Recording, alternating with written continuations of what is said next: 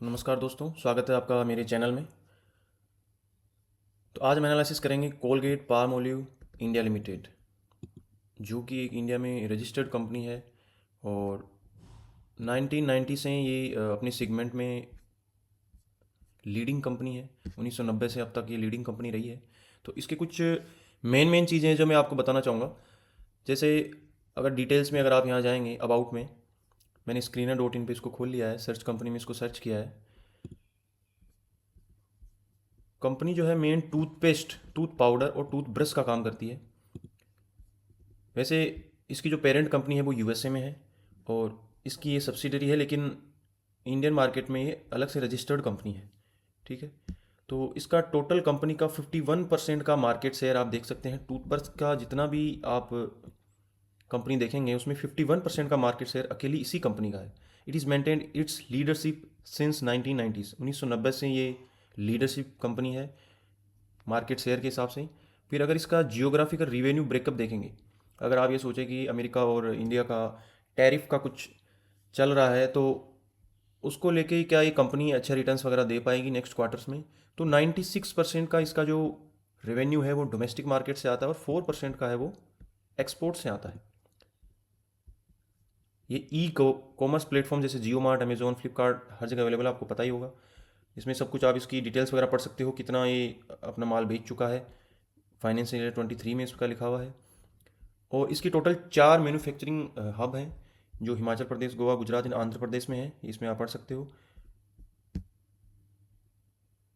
तो ये एक और जो स्ट्रॉन्ग चीज़ इस कंपनी की जो मैंने पहले भी बताई थी कि कंपनी का जो 40% का स्टेक है वो यूएसए की जो कोलगेट पाल्मोलिव कंपनी है उसने स्टेक होल्ड कर रखा है।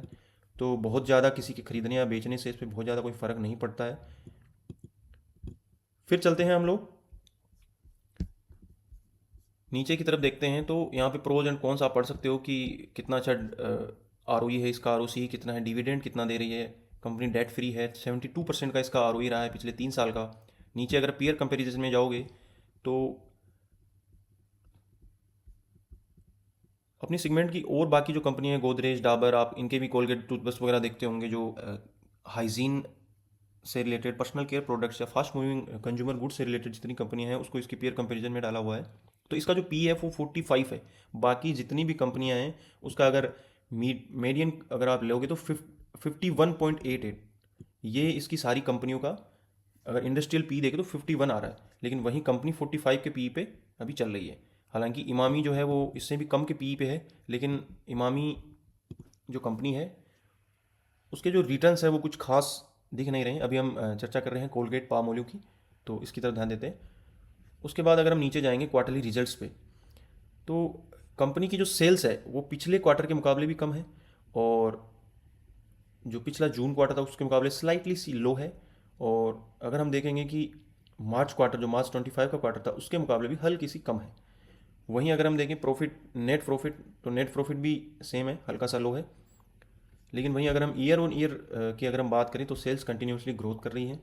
हालांकि सेल्स ग्रोथ को, जो कंज्यूमर गुड्स की कंपनियां होती हैं उनकी सेल्स ग्रोथ बहुत ज़्यादा मात्रा में ग्रोथ नहीं करती है। जितनी भी कंपनियां 5%, 7%, 8%, 10% से ज़्यादा किसी की ग्रोथ नहीं होती है। उसके बाद अगर आप देखेंगे सेल्स में, तो सेल्स में लगातार बढ़ोतरी आप देख रहे हैं। फिर आप देखेंगे नेट प्रॉफिट में, तो नेट प्रॉफिट भी कंटिन्यूसली ग्रो कर रहा है। हाँ, अब आती है मेन चीज़। यहाँ अगर आप देखोगे कंपाउंड सेल्स ग्रोथ 4% के हिसाब से ग्रोथ कर रही है और जो स्टॉक प्राइस CAGR है वो 9% के हिसाब से ग्रोथ कर रहा है लास्ट 10 ईयर्स का। वहीं अगर आप स्टॉक प्राइस को अगर आप यहाँ पे देखोगे तो -36% का स्टॉक जो है वो डाउन पे चल रहा है अभी, अर्थात इतना आपको सस्ते में मिल रहा है। मैं ज़्यादातर वही कंपनी आपके सामने लेके आता हूँ जो कंपनी आपको बहुत अच्छे दाम पे मिल रही है। और ये बहुत अच्छे दाम पे कैसे मिल रही है, ये अगर हम सर्च करेंगे, जैसे ये मैंने tradingview.com खोल रखा है, यहाँ अगर आप सर्च करेंगे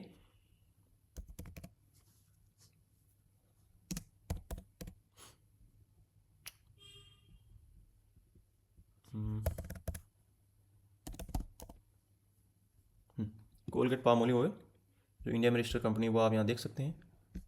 ठीक है। तो ये कंपनी खुल के आ चुकी है। अब अगर आप देखेंगे कि यहाँ पे कितना सस्ते में आपको मिल रहा है, तो अगर आप इसको खींचेंगे लाइन तो आप देखोगे ये 52 वीक लो पे तो चल ही रहा है उसके बाद जो आज का प्राइस था लास्ट, जो इसका बंद हुआ था 29 को,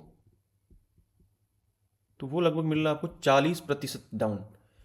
अब इस कंपनी को आप किस तरह से आप इसको एनालाइज कर सकते हैं, तो मैं आपको दिखाना चाहूँगा कि अगर इसका पुराना ट्रैक रिकॉर्ड अगर हम चेक करेंगे कि कब कब ये कंपनी इस तरह डाउन गई है अपनी लाइफ टाइम हाई से, तो ये आप देखेंगे, ये यहाँ पे कुछ लाइफ टाइम हाई था और उससे लगभग 23% का ये डाउन बनाया था और कंटिन्यूस डाउन पे ही ये ट्रेंड में रही थी लगभग 4 महीने के आसपास।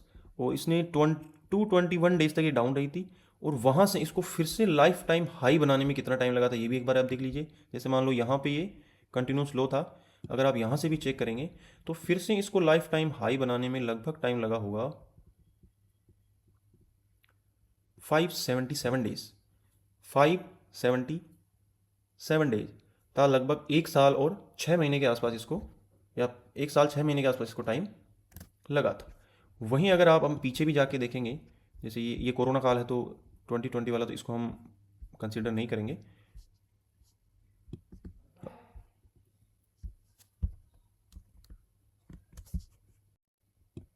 अगर पीछे का इसका अगर आप ट्रैक रिकॉर्ड देखोगे तो कुछ इस तरह था, जैसे ये लाइफ टाइम हाई था और ये यहाँ पे इसने 52 वीक के आसपास इसने लो बनाया होगा, जो -26% ये डाउन गया है। 2015 से लेकर 2016 के आसपास ये डाउन गया है।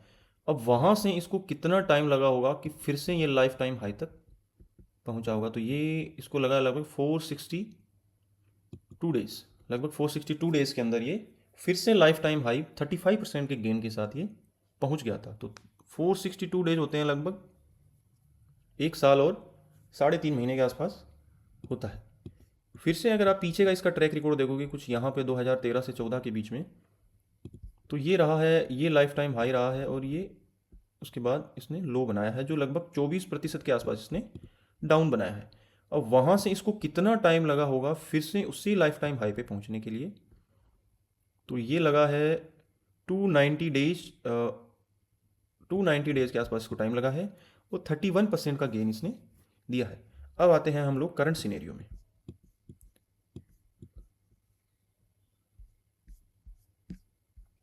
अगर हम करंट सिनेरियो की बात करें तो अब तक का सबसे ज़्यादा डाउनफॉल इसने यहाँ पे दिखाया है। अगर लो की अगर हम बात करें तो लो इसने कुछ इस तरह बनाया है, वो है 44% के आसपास इसने डाउन बनाया है। अब अगर यहाँ से अगर हम देखें कितने टाइम में, अगर मोटा मोटा देखें तो लगभग 1 साल और 2 महीने का अगर हम टाइम लेके चलें, 400 डेज या 450 डेज भी अगर हम लेके चलें, तो यहाँ से 450 डेज कितने होते हैं?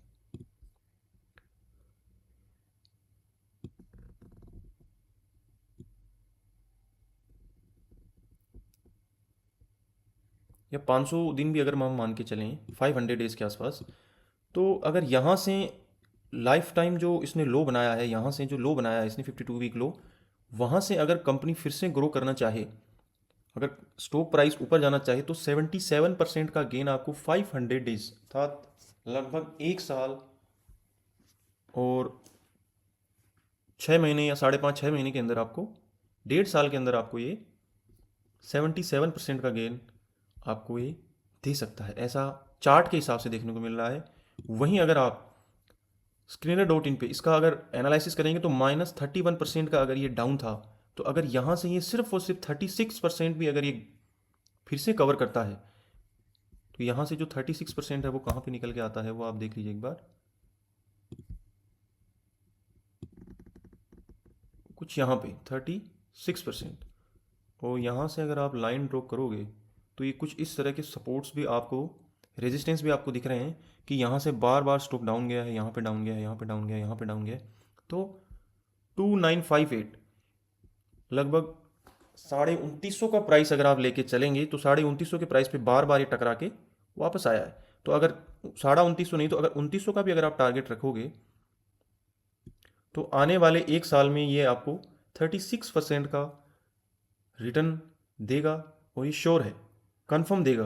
क्योंकि अगर कंपनी यहाँ से अपसाइड मूवमेंट इसने नहीं दिखाया और अगर इसने ज़्यादा टाइम ले लिया, तो हो सकता है आने वाले 3 से 4 महीने के लिए फिर से कंपनी कंसोलिडेट मोड में रहे, लेकिन उसके बाद एक कंपनी एक बहुत अच्छा मूवमेंट आपको दिखा सकती है, और हो सकता है अभी से ये कंपनी मूवमेंट दिखाए आपको, तो ये एक अच्छा बाइंग ऑप्शन है। इस तरह की सस्ते दाम में कंपनी बहुत कम टाइम पे आपको मिलती है, तो इस कंपनी को आप एक बाइंग सिग्नल के रूप में कंसिडर कर सकते हैं। और अगर आपको इसी तरह के कोई और वीडियोज आपको अगर चाहिए कि कौन सी कंपनी जो है वो बहुत सस्ते दाम में मिल रही है, तो आप मुझे कमेंट सेक्शन में बताएं कि किस कंपनी का फुल एनालिसिस आपको देखना है। Thank you.